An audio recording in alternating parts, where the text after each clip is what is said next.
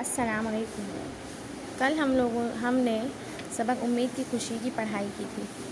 तमाम बच्चों को अच्छी तरह समझ आ चुका होगा। आज हम इनके सवाल जवाब करेंगे। सवाल नंबर 1, सवाल नंबर 2 और सवाल नंबर 3। अलिफ़, बे और जीम। सवाल नंबर 1 है, अलिफ़ है, मुसन्निफ़ ने उम्मीद को खुशी क्यों करार दिया है?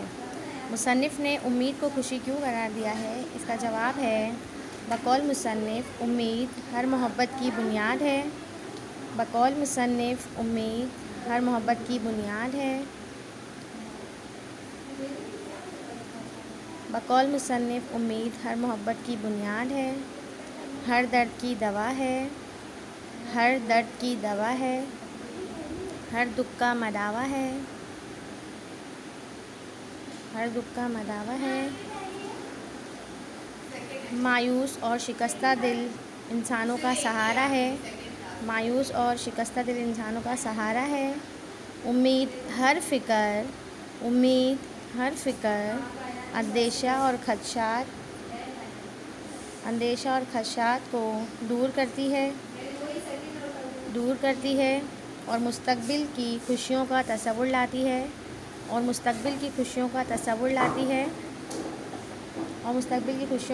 लाती है। इसीलिए मुसन्निफ़ ने उम्मीद को एक खुशी करार दिया है। उम्मीद को हम इन्वर्टेड कॉमा में लिखेंगे। इसके बाद सवाल नंबर 2 है, माँ बच्चे को क्या लोरी देती है? सवाल नंबर 2 है, माँ बच्चे को क्या लोरी देती है? तो माँ ने बच्चे को क्या लोरी दी थी? माँ को बच्चे से क्या उम्मीदें वाबस्ता थी? वो हम लिखेंगे। हमारी किताब में ही मौजूद है। ये देखिए, सोरा मेरे बच्चे सोरा, ए अपने बाप की मूरत और मेरे दिल की ठंडक सोरा, ए मेरे दिल की कोम्पल सोरा। बढ़ और फल फूल तुझ पर कभी खिज़ां ना आने पाए, तेरी टहनी में कभी कोई खार ना टूटे, कोई कठिन घड़ी तुझ पर ना आवे, कोई मुसीबत जो तेरे माँ बाप ने भुगती तू ना देखे। सोरा मेरे बच्चे सोरा, मेरी आँखों के नूर और मेरे दिल के सुरूर, मेरे बच्चे सोरा। तेरा मुखड़ा चाँद से भी ज़्यादा रोशन होगा, तेरी शोहरत, तेरी लियाकत, तेरी मोहब्बत जो तू हमसे करेगा आखिरकार हमारे दिल को तसल्ली देगी। तेरी हंसी हमारे अंधेरे घर का उजाला होगी, तेरी प्यारी प्यारी बातें हमारे गम को दूर करेंगी, तेरी आवाज़ हमारे लिए खुश आइन रागनियाँ होंगी। सोरा मेरे बच्चे सोरा, ए हमारी उम्मीदों के पौधे सोरा। बोलो, जब इस दुनिया में हम तुमसे जुदा हो जाएंगे तो तुम क्या करोगे? तुम हमारी बेजान लाशों के पास खड़े होगे, तुम पूछोगे और हम कुछ ना बोलेंगे, तुम रोओगे और हम कुछ रहम ना करेंगे। ए मेरे प्यारे रोने वाले, तुम हमारी ढेर पर आकर हमारी रूह को रोशन करोगे, हम ना होंगे और तुम हमारी यादगारी में आंसू बहाओगे। अपनी माँ का मोहब्बत भरा चेहरा, अपने बाप की नूरानी सूरत याद करोगे। हमको यही रंज है कि उस वक्त हमारी मोहब्बत याद करके तुम रंजीदा होगे। सोरा मेरे बच्चे सोरा, सोरा मेरे बाले सोरा।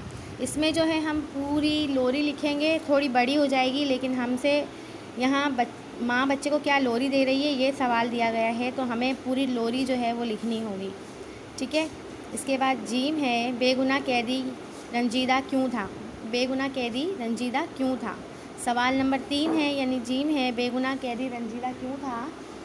तो पहले तो बेगुनाह कैदी से यहाँ मुराद हज़रत यूसुफ़ अलैहिस्सलाम हैं।